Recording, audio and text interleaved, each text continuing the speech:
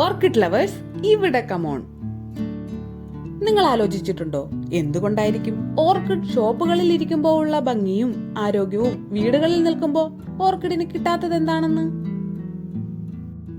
ഞാൻ പറഞ്ഞു തരാം.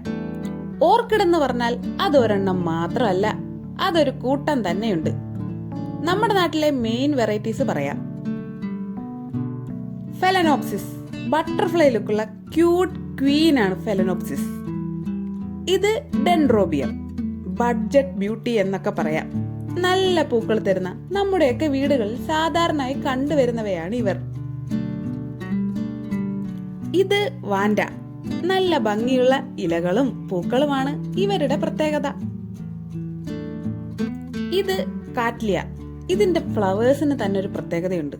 നല്ല ഫ്രേഗ്രൻസ് ആണ്, മണം മണം.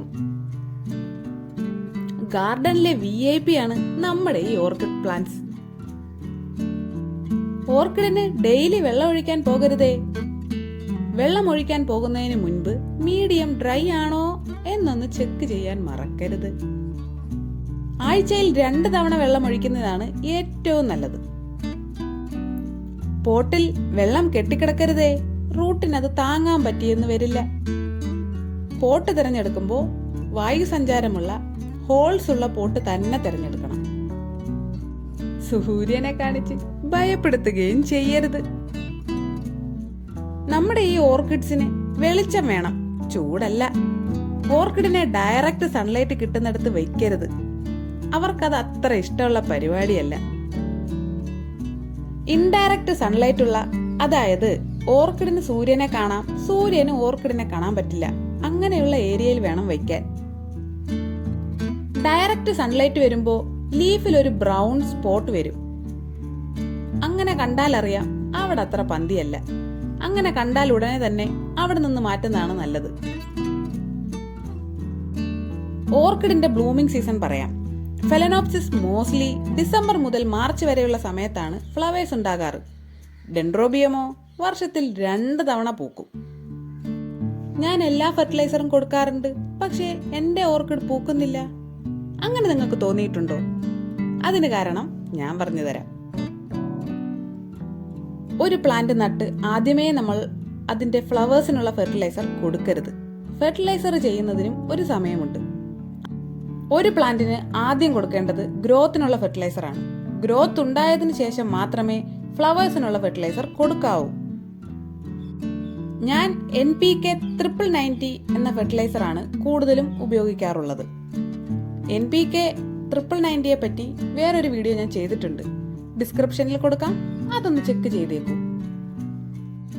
NPK എന്നാൽ നൈട്രജൻ, ഫോസ്ഫറസ്, പൊട്ടാസ്യം എന്നതാണ്.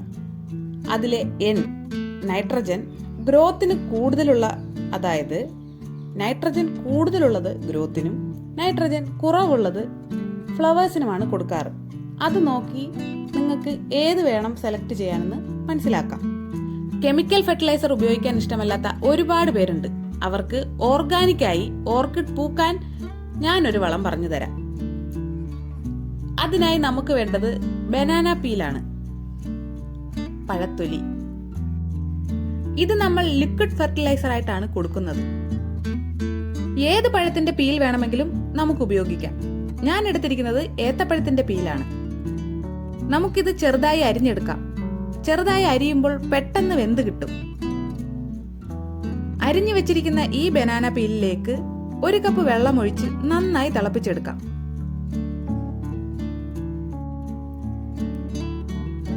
തിളപ്പിച്ചെടുത്ത ഈ ഫെർട്ടിലൈസറിന്റെ ചൂടാറിയതിനു ശേഷം അരിച്ചെടുക്കാം. ഇതിൽ നൈട്രജൻ ഇല്ല, ഇതിൽ കൂടുതലും ഫോസ്ഫറസും പൊട്ടാസ്യവുമാണ്. ചെടികൾക്ക് പൂവിടാൻ ഫോസ്ഫറസും, ചെടികൾ ഹെൽത്തിയായും കരുത്തോടെയും ഇരിക്കാൻ പൊട്ടാസ്യവും സഹായിക്കും. ഈ എടുത്തു വെച്ചിരിക്കുന്ന ലിക്വിഡിൽ ഇരട്ടി വെള്ളം ചേർത്ത് നമുക്ക് മിക്സ് ചെയ്യാം. ഇത് ഓർക്കിഡിൽ ഒഴിച്ചു കൊടുക്കുമ്പോൾ ഓർക്കിഡിന്റെ കടഭാഗത്തും വേരുകളിലും നന്നായി ഒഴിച്ചു കൊടുക്കുക. അതുപോലെ തന്നെ ഫ്ലവേഴ്സ് ഉള്ളപ്പോ ഇത് ഒഴിച്ചു കൊടുക്കാതിരിക്കാൻ ശ്രദ്ധിക്കുക. നല്ലൊരു ഓർഗാനിക് ഫെർട്ടിലൈസർ ആണ് ഈ ബനാന പീൽ ഫെർട്ടിലൈസർ.